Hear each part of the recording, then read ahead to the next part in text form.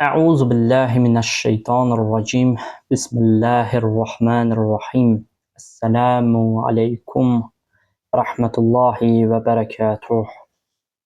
Ötən mövzumuzda biz Allah Teala'nın elm və qüdrət sifəti barəsində danışdıq. Allahın izni, inayəti ilə bu gün isə həyat sifəti barəsində, ixtiyar sifəti barəsində və iradə sifəti barəsində danışacağıq. Hələlik qeyd edim ki, sübuti sifətlərdir, hələlik səlbi sifətlərə keçməmişik. Həyat sifəti nədir? Həyat deyəndə biz nəyi başa düşürük? Allah Taala'nın isimlərindən, adlarından biri də Əl-Həy, yəni diri, daim var olan deməkdir. Tövhid əsərinin müəllifi Şeyx Səduq öz kitabında belə qeyd edir. Həy adının mənası budur ki, Allah fəaliyyətdədir, aləmi idarə edir və o öz-özünə diridir. Öz-özünə diridir. Yəni ona ölüm və yoxluğun yol tapması mümkün deyil. Mümkün deyil. Həmçinin diri olması üçün zatında əlavə bir diriliyə ehtiyacı yoxdur. Yəni bu da onu isbat edir ki, yəni şeyx buyurur, həmçinin diri olması üçün zatında əlavə bir diriliyə ehtiyacı yoxdur. Yəni bu nə deməkdir? Yəni bu o deməkdir ki, yəni onun zatına sonradan bir şey əlavə edilməmişdir. Və yaxud da dirilik anlayışı onun zatından kənarda bir şey deyil. O zatən diridir, həydir, əvvəl doğdu, axır doğdu. Yəni Allah Taala'nın həyat sifəti insanların və digər məxluqların diri olması anlayışından fərqlənir. Niyə fərqlənir? Bir iki dənə dəlillə bunu izah edir. Biz ötən mövzularda nə demişdik? Demişdik ki, Allah Taala vacib əl-vücuddur. Vacib əl-vücud, yəni onu bir şey yaratmayıb. Yəni ona fanilik, fənalıq yol tapa bilməz. Qüdrət sifətini izah edəndə dedi ki, o qüdrətlidir. Onu heç bir şey aradan apara bilməz. Heç nə ona qalib gələ bilməz. Yaxşı, bunları demişdik də, düzdür. Bəs yaradılış, yəni Allahın yaratdığı varlıqlar necədir? Allah Taala'dan asılıdır. Allah Taala'ya ehtiyacı var. Belə deyək də, nələrimiz varsa bizim deyil, onsuz da Allahındır. Düzdür, düzdür. Və bizdəki dirilik anlayışı müvəqqətidir. Həy anlayışı, yəni həy, Allah Taala biz deyirik Əl-Həy, diridir, daim var. İnsan yaradılıb, yəni əvvəl yox idi, amma indi var. Bu 70 il, 60 il bitəcək, sonra axirət aləmi. Və axirətdə də əbədi olaraq yəni var olacaq. Amma Allah Taala'nın diriliyi anlayışından yenə də fərqləndir. Çünki Allah Taala'ya o diriliyi verən bir kəs yoxdur. Amma bizə o diriliyi, o həyatı bəxş edən kimdir? Allah Taala. Düzdür, düzdür. Ona görə fərqlənir. Məxluqatın həyatı ilə Allah Teala'nın həyatı arasında çox böyük fərq var. Yəni bunu izah edək. Bunu izah etdik daha doğrusu. Quran-ı Kərimdə Allahın həyat sifəti ilə bağlı bir çox ayə var. Misal üçün, misal. Allah ondan başqa ilah yoxdur, diri və bütün yaratdıqlarının qəyyumudur. Başqa bir ayə. Bəqərə surəsinin Taha surəsinin 111-ci ayəsi. O gün üzlər əbədi, diri, yaradılanların qəyyumu olan Allah qarşısında zəlil bir görkəm alacaq. Və yaxud da ki, başqa bir ayədə Allahımız buyurur Furqan surəsinin 58-ci ayəsində, heç vaxt ölməyən o diriyə təvəkkül et. O diriyə təvəkkül et. İnsan başa düşsə ki, Rəbbi diridir, daim var, heç ona qalib gəlməz, o qüdrətlidir. Ötən mövzularda demişəm, amma yenə də təkrar deməkdə fayda var. Çünki bu elə bir mövzudur ki, insan bunu anlasa həyatında çox şey dəyişəcək. Çox şey dəyişəcək. Bilsin ki, onu belə deyək də, güvəndiyi Rəbbini heç nə aradan apara bilməz. İnsan bilsin ki, Allah Teala'ya fanilik anlayışı şamil etmək düzgün deyil. Bu daim var. Qüdrətlidir, əzəmətlidir. Və daim səni görür, eşidir, səndən də xəbərdardır. Səni də tək başına buraxmayıb. Səni də tək başına buraxmayıb. Və belə bir Rəbb, belə bir Rəbbi insan arxası dayağı bilsə, əlbəttə ki də hər bir şeydə, hər bir işdə nə olacaq? Qalib olacaq. Düzdür? Bəli, düzdür. Hədisdə də Allah Taala'nın həyat sifəti ilə bağlı hədislər çoxdur. Amma mən bir ikisini qeyd etmək istəyirəm. Misal üçün İmam Cəfər Sadiq əleyhissalamdan belə rəvayət olunur. Həqiqətən də Allah cəhli olmayan, elm, ölümü olmayan, həyat və zülməti olmayan nurdur. Ona heç bir fənalıq yol tapa bilməz. Fənalıq yol tapa bilməz. Bu vacib əl-vücuddur. Və yaxud da İmam Muhammed Baqir əleyhissalamdan belə rəvayət olunur. Həqiqətən pak və uca Allah zülməti olmayan bir nur olaraq, yalanı olmayan bir doğru olaraq, cəhli olmayan bir alim olaraq, ölümü olmayan bir diri olaraq vardı və ondan başqa heç bir şey yox idi. O bu gün də belədir və əbədi olaraq da həmişə belə olacaq. Həyat sifəti barəsində bunlar hədislərdir və Quran ayələrində misal gətirdik. Bəs əqli dəlil nədir? Əqli dəlillər varmı? Bəli, var. Bu aləmin, bu yaradılış aləminin daim yenilənməsi, inkişaf etməsi sübut edir ki, bunun möhtac və fani bir varlıq edə bilməz. Aradan gedən bir varlıq edə bilməz. Digər bir dəlil isə budur ki, Allah Taala biz ötən mövzuda izah elədik, qüdrətlidir. Və onun qüdrəti acizliyin müqabilində və yaxud da ki, məcburluğun müqabilində deyil. Allah Taala qüdrətlidir, zatən qüdrətlidir. Qüdrətlidirsə, deməli ona heç nə qalib gələ bilməz. Ona heç bir fənalıq yol tapa bilməz. Allah Taala'nın digər sifətlərindən biri də ixtiyar sifətidir. İxtiyar sifətidir. Quran-ı Kərimdə bir sıra ayələr var. Misal üçün, Həcc surəsinin 14-cü ayəsi. Əzəllahımız buyurur, şübhəsiz ki, Allah istədiyini edər.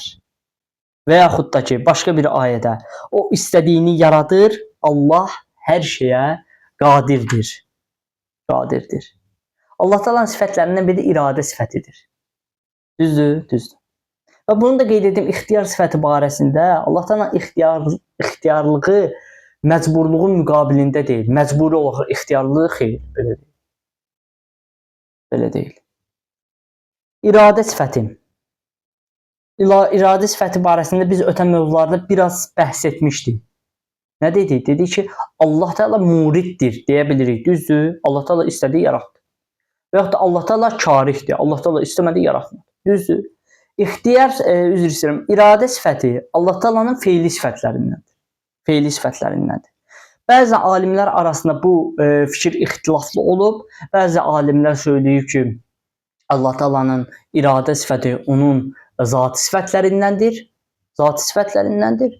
Bəzilər, bir qrup alim isə söyləyib ki, onun feili sifətlərindəndir. İndi inşallah ki, bu suala da cavab verəcək. Bu iradlara da belə deyək də, bu fikir ayrılığına da cavab verəcək. İlk olaraq bir Quran ayəsi ilə başlamaq istəyirəm. İradə sifətinə.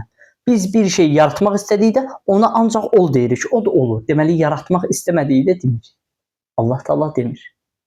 Biz də demişdik ki, nəyin əksini söyləmək mümkündür? Ancaq feili sifətlər. Zati sifətlərin əksini söyləmək mümkündürmü? Xeyr. Bu düzgün bir şey deyil. Allah Taala belə bir şeylə vəsf olunmaz. Misal üçün, deyəsən ki, Allah Taala elmlidir. Bir də qayıdıb deyəsən ki, Allah Taala cahildir. Düzgün bir şey deyil, yox, düzgün bir şey deyil. Amma Allah Taala deyə bilərsən ki, istədiyi yaratdı, istəmədi yaratmadı. Düzdür, düzdür. Hətta Şeyx Xacə Nəsrəddin Tusi iradə sifətinin tərifində yazıb. Mümkün varlıqların bəzilərinin icad yolu ilə bir vaxtda məxsus olması Allah Taala'nın iradəsinə dəlalət edir. Nə deməkdir? Misal üçün, Ələkbər, Allah Taala istəyib Ələkbəri 21-ci əsrdə yaradır. İstəsəydi 14-cü əsrdə yaradardı. Düzdür, düzdür. Və insanların iradə etməsi ilə, canlıların iradə etməsi ilə Allah Taala'nın iradəsi arasında çox böyük fərq var. Çox böyük fərq var. İnsanlarda necədir? Birinci, bir işi təsəvvür edirsən. Düzdür? Təsəvvür edirsən, aha, mən belə bir iş qurum. O işdə əgər mənfəət görürsənsə, səndə bir şövq yaranmağa başlayır. Düzdür? Düzdür. Sonra o şövqdən səndə bir əzəmət, güc meydana gəlir. Düzdür? Düzdür. Daha sonra isə o işi icra edirsən. Amma Allah Taala da belə bir şey yoxdur. Allah Taala da təfəkkür etsin, düşünsün, götür qoy eləsin. Belə bir şey yoxdur. Allah Taala ol deyir, olur. Və Allah Taala məqsədsiz xəlq etməkdən də uzaqdır. Yəni ki, bir şeyi tutaq ki, görürük ki, yaranıb, var. Qaydaq deyək ki, Allah Taala bunu əbəs yerə yaradı. Belə bir şey yoxdur. Bu Allah Taala naqis sifətlərlə vəsf etməkdir və bu da düzgün deyil, əlbəttə ki də. İmam Əbülhəsənə, İmam Musa Kazım və yaxud da İmam Rıza əleyhissalama bir nəfər sual edir ki, mənə Allahın məxluqatın iradəsi barədə danış. Yəni Allahın iradəsi barəsində də danış, məxluqatın iradəsi barəsində də. İmam buyurur, məxluqatın iradəsi qəlbdə yaranan bir niyyətdir. Hansı ki, bundan sonra həmin niyyətə uyğun iş həyata keçir. Uca və izzətli Allahın iradəsinə gəlincə isə onun iradəsi icad etməsidir, yaratmasıdır. Bundan başqa bir şey deyildir. Çünki o bir işi görmək üçün götür qoy etməz, niyyətlənməz və təfəkkür etməz. Bu sifətlər ondan uzaqdır. Onlar məxluqatların xüsusiyyətlərindəndir. Allahın iradəsi feilidir, yaratmaqdır və bundan başqa bir şey deyildir. O bir şeyi yaratmaq istədikdə söz demədən, dillə danışmadan, niyyət etmədən, düşünmədən o şeyə nə deyir? Ol deyir. O da fövran şəkildə olur. Bax, bu Quran ayəsidir. Allahın özünün bir necəliyi olmadığı kimi, bunun da bir necəliyi yoxdur. Keyfiyyətə keyfiyyətlik verən Allah Taaladır. Kimsə sual edə bilməz ki, Allah Taala necədir? Necəliyi yaradan Allahın özüdür. Başa düşürsünüz? Xaliq odur. Ondan əvvəldə bir şey yox idi. Əzəli və qədim olan ancaq və ancaq Allah Taaladır. Qalan gördüklərimiz, görmədiklərimiz, haqqında bildiklərimiz hamısı Allah Taala'nın xəlq etdikləridir. Xəlq etdikləridir. İradə sifətinin qismləri var. Yəni iradə bölünür iki hissəyə. Bir var həkmi iradə, bir var əzmi iradə. Əzmi iradə. Nədir bunlar? Amma bir də hədis deyəcəm. Peyğəmbərdəndir. Peyğəmbər buyurur: həqiqətən Allahın iki cür istəyi vardır. Hətmi istək, əzmi istək. Hətmi istək budur ki, bir şeyi qəsd etmək. Yəni Allah Taala bir şeyi qəsd edirsə, deyirsə bu olmalıdır, oldu. Bu belədir. Əgər bir şey hətmi iradə ilə istəsə, misal üçün, hər bir kəs canlı ölümü dadacaqdır. Kulli nəfsin zaiqətul mevt. Hər bir canlı ölümü dadacaqdır. Hər bir yaradılış ölümü dadacaqdır. Dadacaqdır.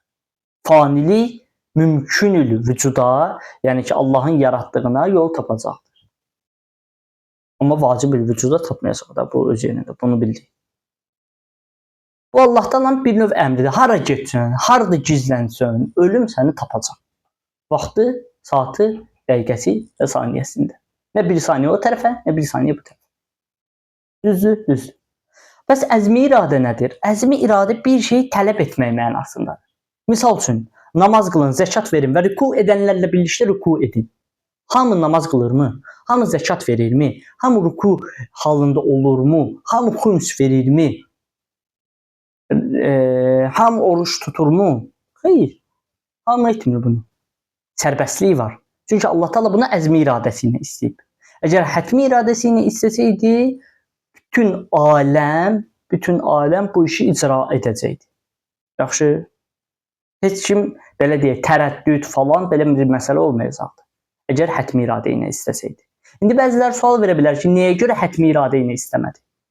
Səbəb bundadır ki, bəs yaxşı, hətmi iradə ilə istəsəydi, bunun imtahan məsələsi harda olacaqdı, necə olacaqdı? Necə insanlar imtahan olunacaqdı? Hətmi iradə mənasına dəlalət edən ayələr də var Quran-Kərimdə. Əgər Rəbbin istəsəydi, yer üzündə olanlara hamısı məcburi surətdə iman gətirərdi. Bu bayaq dediyimin dəlilidir.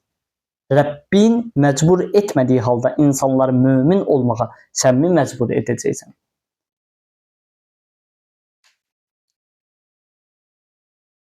Və yaxud da ki, başqa bir ayədə Allahımız buyurur, İnsan surəsinin 30-cu ayəsində, Allah istəməsə siz əsla istəyə bilməzsiniz.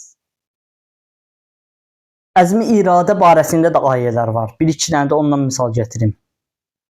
Allah dinin hökm və marifini sizə aydınlaşdırmaq və sizi sizdən əvvəlkilərin dini adətlərinə hidayət etmək və nəzərini sizə yönəltməklə tövbənizi qəbul etmək istəyir. Amma hamı tövbə edirmi? Xeyr, etmir. Hamı yolundan dönürmü? O pis yoldan dönürmü? Xeyr, dönmür. Və yaxud da ki, başqa bir ayədə Allahımız buyurur, Allah sizin üçün asanlıq istəyir, sizin üçün çətinlik istəmir.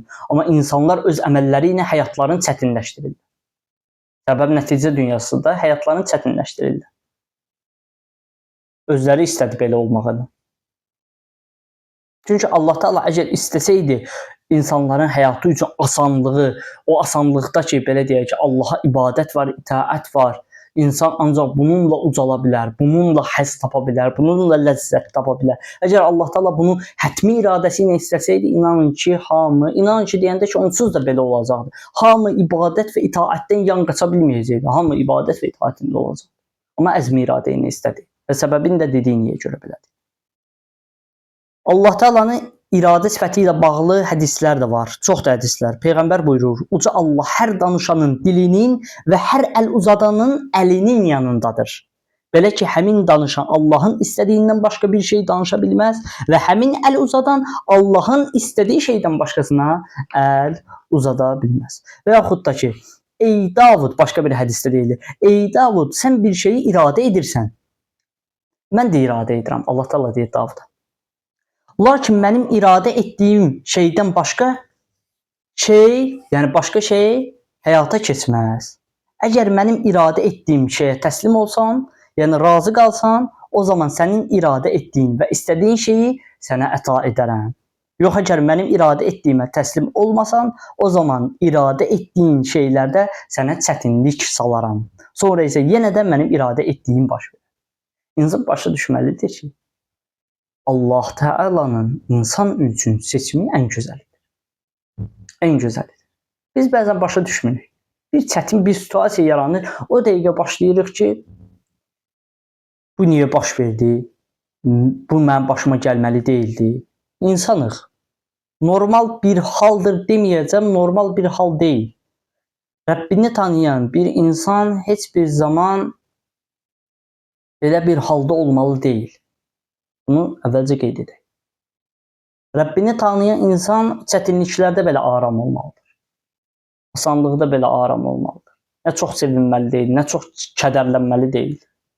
Kədərlənəndə də baxmalıdır nəyə kədərlənir, sevinəndə də baxmalıdır nəyə sevinir. Çox önəmli bir məsələ. Çünki niyə görə kamil insanlar belədir? Heç vaxt qorxmur, hər zaman qüdrətlidir, izzətlidir. Niyə? Çünki bilir ki, arxalarında Allah Teala var. O Allah Teala ki, qüdrətlidir, qüvvətlidir və o bəndələrinin heç bir zaman pisliyini istəmir. İmam Cəfər Sadiq əleyhissalamdan nəql olunur. İmam buyurur, Əmir əl-Möminin Əli əleyhissalam gecələri bayıra çıxardı da, belə deyək, ibadət etmək üçün, tək qalmaq üçün gedərdi bir tənhalıq bir yerdə ibadət edərdi. Və onu da bilirik ki, tarixdən Qəmbər adında bir nökər var idi. Əli əleyhissalam evdən çıxanda bu Qəmbər adlı nökər də əlində qılıncla çıxardı. İmam Əli əleyhissalam onu görür, deyir ki, nə edirsən sən? Gəlmə, niyə gəlirsən arxamca?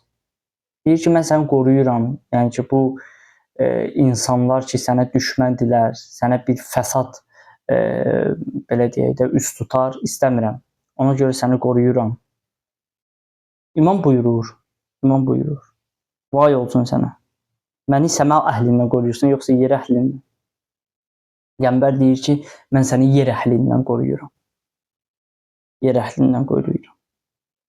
İmam Əli əleyhissalam buyurur ki, uca Allahın səmadan izni gəlməyincə yer əhli mənə heç bir şey edə bilməz. Odur ki, qayıt. Odur ki, qayıt geri. Və Qəmbər də geri qayıdır. Görürsünüzmü, kamil insan necədir? Heç nədən qorxmur. Daim qüdrətlidir, izzətlidir. Daim və daim. Burada çoxdur. İradə sifəti barəsində həm hədislər çoxdur, həm ayələr çoxdur. Vaxtı da nəzərə alıram və əsas mövzuya keçmək istəyirəm ki, bayaq da qeyd etdim. İradə sifəti barəsində iki cür fikir olub. Bir qrup alim deyib ki, bu Allah Taala'nın elmi ifadə edir iradə sifəti və ona görə də iradə sifəti zati sifətlərdəndir. Bir qrup alim isə və bizim də düşüncəmiz və bizim Cəfəri məzhəbi də söyləyir ki, yox, iradə sifəti feili sifətlərdəndir. Və ötən səfər də biz danışanda nələri qeyd etdik? Qeyd etdik ki, belə deyək də, feili sifətlərin əksini demək mümkündür. Məsəl üçün Allah Taala iradə etdi, yaratdı, iradə etmədi, yaratmadı. Və bu barədə də əqli dəlillər çoxdur. Mən istəyirəm o əqli dəlillərə toxunum ki, bilək ki, iradə sifəti Allah Taala'nın zati sifəti deyil, feili sifətlərindəndir. Dəlil bir budur. İradə sifətinin zati sifət olması haqqında heç bir əlimizə gəlib nəqli dəlil çatmır. Hətta Qurani-Kərimdə ki, ayə var, bir şeyin var olmasını istədiyi zaman ona ol deyər. Ol deyər, o da fövran olar. İstədiyi. Deməli, istəməsə deməz. Amma biz misal üçün zati sifətlər barəsində belə deyə bilmərik də. Allah Taala həm alimdir, həm də cahildir. Bunun əksini deyə bilərik? Yox, deyə bilmərik. İradə sifəti, əgər zati sifət olsaydı, biz bunun heç bir halda əksini deyə bilməzdik. Dediyimiz zaman nə olardı bu? Yəni Allah Taala'nın naqis sifətlərindən olardı ki, yəni belə deyək də, Allah Taala'nı naqis sifətlərlə vəsf etmək olardı ki, bu da düzgün bir şey deyil. Dəlil 2 budur ki, əgər iradə sifətini zati sifət olaraq qəbul etsək, deməliyik ki, aləm qədimdir, yəni aləm qədimdir və yaxud da ki, Allah Taala hadisdir. Çünki iradə sifətlər zati sifətlərdəndir və biz də bilirik ki, Allah Taala'nın feili sifətləri ancaq zaman məfhumuna uyğunlaşır da. Tutaq ki, yaradılış aləmi olmalıdır ki, Allah Taala ona ruzi versin. Və yaxud da yaradılış aləmi Allahdan yaratmağı belə deyək də, hadisdir, sonradan yaranandır və feili sifətlərindəndir. Əgər iradə etmək zati sifət olsaydı, gərək insan qayıdıb deyərdi ki, bu aləm, bu dünya, mənim özüm nə olardı? Elə qədiməm, elə əvvəldən varam. Mənə heç bir fənalıq yol tapa bilməz. Bunu deyə bilərdi də, deyə bilərdi. Və yaxud da ki, bunun başqa cür formada. Ya da Allah Taala sonradan yaranıb. Biz də bilirik ki, Allah Taala sonradan yaranmayıb və bunu əqli dəlillərlə də ötən səfər sübut etdik. Dəlil 3 budur ki, əgər iradə sifətin zatı olaraq qəbul etsək, gərək deyək ki, Allah Taala yaratmağa və iradə etməyə məcburdur. Məcburdur. Bu bilirsiniz nəyə oxşayır? Misal üçün, günəş var.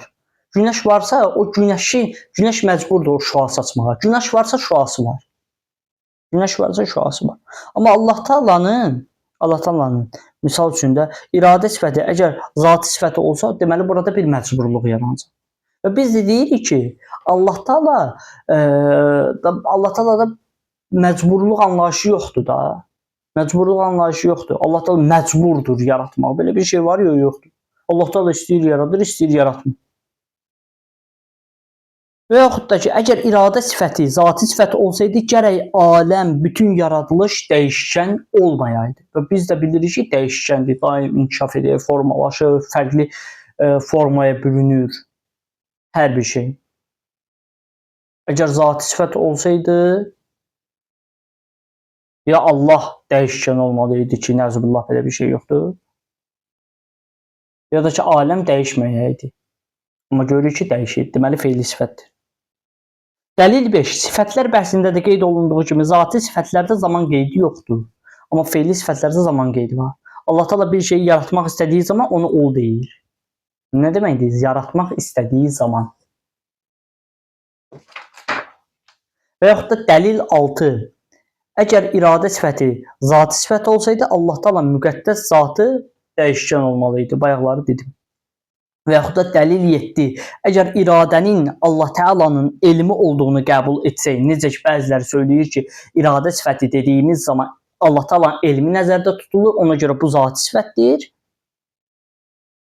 Onda deyərdik ki, Allah Teala iradə etməyəndə deməli cahildir.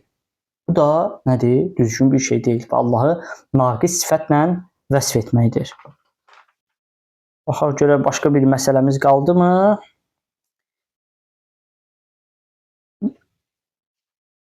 Dəlillər əslində çoxdur, amma mən düşünürəm ki, bu qədəri bizə kifayət eləyəcək.